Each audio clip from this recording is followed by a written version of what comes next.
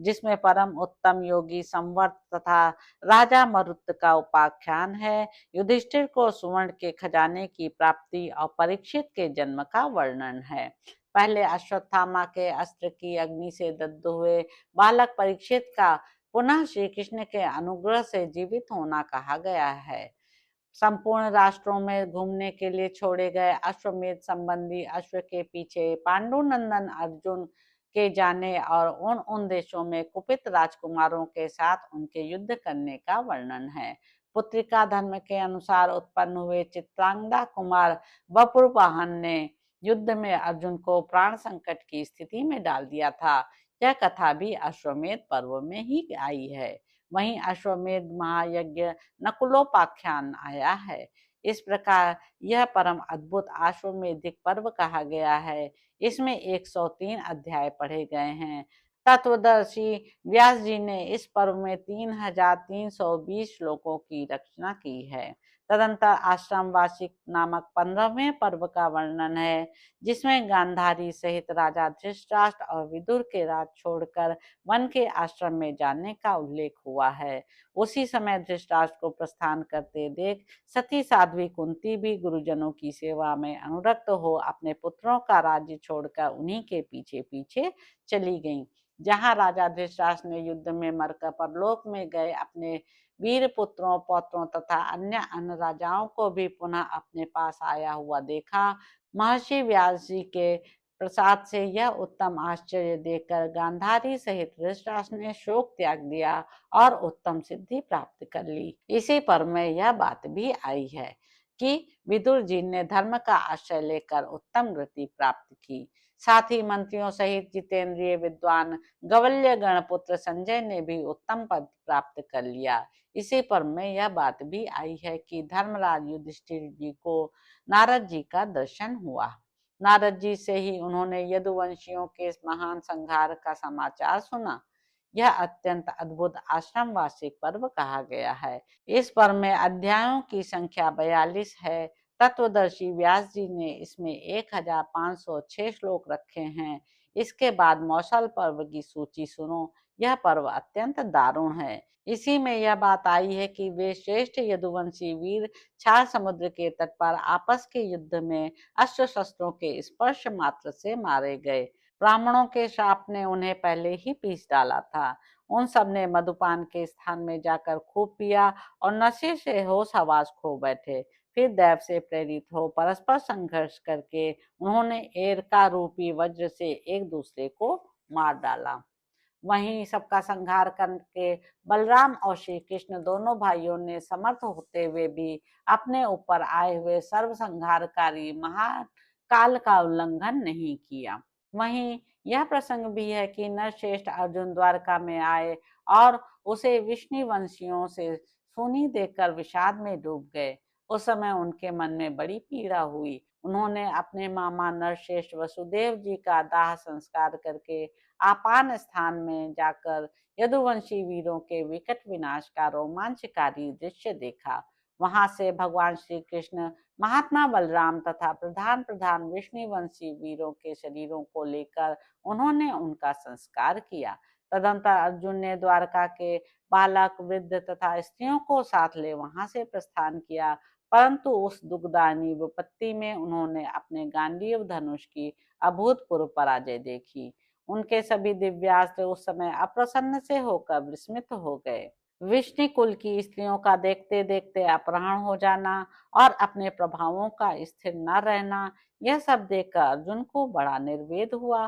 फिर उन्होंने व्यास जी के वचनों से प्रेरित हो धर्मराज युधिष्ठिर से मिलकर संन्यास में अभिरुचि दिखाई। इस प्रकार यह 16वां मौसल पर्व कहा गया है। इसमें तत्वज्ञानी व्यास जी ने गिनकर 8 अध्याय और 320 श्लोक कहे हैं। इसके पश्चात 17वां महाप्रस्थानिक पर्व कहा गया है, जिसमें नरश्रेष्ठ पांडव अपना राज्य छोड़कर द्रौपदी के साथ महाप्रस्थान के पथ पर आ गए। उस यात्रा में उन्होंने लाल सागर के पास पहुंचकर साक्षात अग्निदेव को देखा और उन्हीं की प्रेरणा से पार्थ ने उन महात्मा को आदर पूर्वक अपना उत्तम एवं दिव्य गांडीव धनुष अर्पण कर दिया। उसी पर्व में यह भी कहा गया है कि राजा युधिष्ठिर ने मार्ग में गिरे हुए अपने भाइयों और द्रौपदी को देखकर भी उनकी क्या दशा हुई यह जानने के लिए पीछे की ओर फिर कर नहीं देखा और उन सबको छोड़कर आगे बढ़ गए। यह 17वां महाप्रस्थानिक पर्व कहा गया है। इसमें तत्वज्ञानी व्यास जी ने 3 अध्याय और 123 श्लोक गिनकर कहे हैं। तदंतर स्वर्गारोहण पर्व जानना चाहिए, जो दिव्य वृत्तांतों से युक्त और अलौकिक है। उसमें यह वर्णन आया है कि स्वर्ग से युधिष्ठिर को लेने के लिए एक दिव्य रथ आया, किंतु महाज्ञानी धर्मराज युधिष्ठिर ने दयावश अपने साथ आए हुए कुत्ते को छोड़कर अकेले उस पर चढ़ना स्वीकार नहीं किया। महात्मा युधिष्ठिर के धर्म में इस प्रकार अविचल स्थिति जानकर कुत्ते ने अपने मायामय स्वरूप को त्याग दिया और अब वह साक्षात धर्म के रूप में स्थित हो गया। धर्म के साथ युधिष्ठिर स्वर्ग गए। वहां देवदूत ने व्याज से उन्हें नरक की विपुल यातनाओं का दर्शन कराया। वहीं धर्मात्मा युधिष्ठिर ने अपने भाइयों की करुणाजनक पुकार सुनी थी। वे सब वहीं नरक प्रदेश में यमराज की आज्ञा के अधीन रहकर यातना भोगते थे। तत्पश्चात धर्मराज तथा देवराज ने पांडु नंदन युधिष्ठिर को वास्तव में उनके भाइयों को जो सदगति प्राप्त हुई थी उसका दर्शन कराया। इसके बाद धर्मराज ने आकाश गंगा में गोता लगाकर मानव शरीर को त्याग दिया और स्वर्गलोक में अपने धर्म से उपार्जित उत्तम स्थान पाकर वे इंद्र आदि देवताओं के साथ उनसे सम्मानित हो आनंद पूर्वक रहने लगे। इस प्रकार बुद्धिमान व्यास जी ने यह 18वां पर्व कहा है। तपोधनों परम ऋषि महात्मा व्यास ने इस पर्व में गिने गिनाए 5 अध्याय और 209 श्लोक कहे हैं। इस प्रकार ये कुल मिलाकर 18 पर्व कहे गए हैं। खिल पर्वों में हरिवंश तथा भविष्य का वर्णन किया गया है। हरिवंश के खिल पर्वों में महर्षि व्यास ने गणना पूर्वक 12,000 श्लोक लिखे हैं। इस प्रकार महाभारत में सब पर्वों का संग्रह बताया गया है। कुरुक्षेत्र में युद्ध की इच्छा से 18 क्षौणी सेनाएं एकत्र हुई थीं और वह महाभयंकर युद्ध 18 दिनों तक चलता रहा। जो द्विज अंगों और उपनिषदों सहित चारों वेदों को जानता है परंतु इस महाभारत इतिहास को नहीं जानता, वह विशिष्ट विद्वान नहीं है। असीम बुद्धि वाले महात्मा व्यास ने यह अर्थशास्त्र कहा है। यह महान धर्मशास्त्र भी है और इसे काम शास्त्र भी कहा गया है।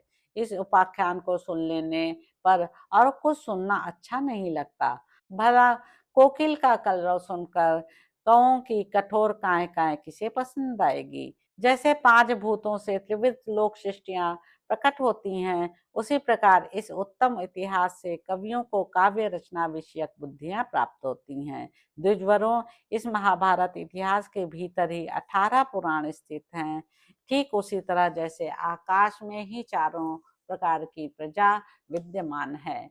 जैसे विचित्र मानसिक क्रियाएं ही समस्त इंद्रियों की चेष्टाओं का आधार है, उसी प्रकार संपूर्ण लौकिक वैदिक कर्मों के उत्कृष्ट फल साधनों का यह आख्यान ही आधार है।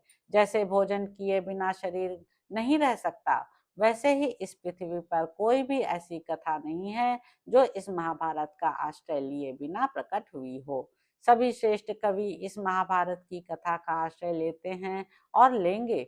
ठीक वैसे ही जैसे उन्नति चाहने वाले सेवक श्रेष्ठ स्वामी का सहारा लेते हैं, जैसे शेष 3 आश्रम उत्तम गृहस्थ आश्रम से बढ़कर नहीं हो सकते, उसी प्रकार संसार के कवि इस महाभारत काव्य से बढ़कर काव्य रचना करने में समर्थ नहीं हो सकते। तपस्वी महर्षियों, आप सब लोग सदा सांसारिक आसक्तियों से ऊंचे उठें और आपका मन सदा धर्म में लगा रहे, क्योंकि परलोक में गए हुए जीव का बंधु या सहायक एकमात्र धर्म ही है। चतुर मनुष्य भी धन और स्त्रियों का सेवन तो करते हैं, किंतु वे उनकी श्रेष्ठता पर विश्वास नहीं करते और न उन्हें स्थिर ही मानते हैं। जो व्यास जी के मुख से निकले हुए इस अप्रमेय पुण्यदायक पवित्र पापहारी और कल्याणमय महाभारत को दूसरों के मुख से सुनता है, उसे पुष्कर तीर्थ के जल में गोता लगाने की क्या आवश्यकता है।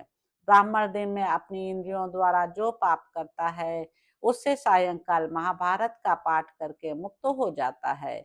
इसी प्रकार वह मन, वाणी और क्रिया द्वारा रात में जो पाप करता है, उसे प्रातःकाल महाभारत का पाठ करके छूट जाता है। जो गौओं के सींग में सोना मढ़ाकर वेद वेदता एवं बहुयुक्त ब्राह्मण को प्रतिदिन 100 गायें दान देता है और जो केवल महाभारत कथा का श्रवण मात्र करता है, इन दोनों में से प्रत्येक को बराबर ही फल मिलता है। यह महान अर्थ से भरा हुआ परम उत्तम महाभारत आख्यान यहाँ पर्व संग्रह अध्याय के द्वारा समझना चाहिए। इस अध्याय को पहले सुन लेने पर मनुष्यों के लिए महाभारत जैसे महासमुद्र में प्रवेश करना उसी प्रकार सुगम हो जाता है जैसे जहाज की सहायता से अनंत जल राशि वाले समुद्र में प्रवेश सहज हो जाता है। तो इस प्रकार श्री महाभारत में आदि पर्व के अंतर्गत पर्व संग्रह पर्व में दूसरा अध्याय पूरा हुआ। इसके अगले अंक में आप जानेंगे कि जन्मेजय को शर्मा का शाप, जन्मेजय द्वारा सोमश्रवा का पुरोहित के पद पर वरण, आरुणि, उपमन्यु, वेद और उतंक की गुरु भक्ति तथा उतंक का सर्प यज्ञ के लिए जन्मेजय को प्रोत्साहन देना। तो अब आपसे अगले अंक में मुलाकात होगी। मेरे YouTube चैनल संवाद विद अनीता को लाइक करें, शेयर करें, सब्सक्राइब करें। धन्यवाद साथियों।